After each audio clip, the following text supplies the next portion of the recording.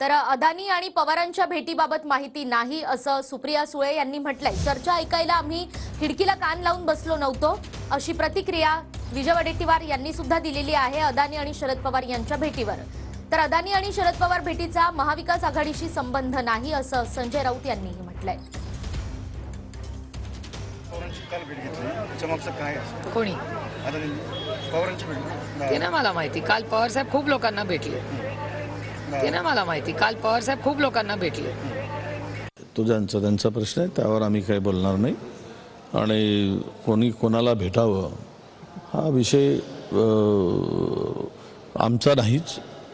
त्यांना ते भेटत असतील तर त्या मला वाटतं की या संदर्भात पवार साहेबांनाच विचारलं तर बरं। ते आम्हाला विचारून त्यांच्या भेटीवर आम्ही बोलायचं। आम्ही काही खिडकीला कान लावून थोडी बसलो होतो चर्चा ऐकायला काय चर्चा होती। यात काय संबंध काय? याच्यामध्ये महाविकास आघाडीचा संबंध काय?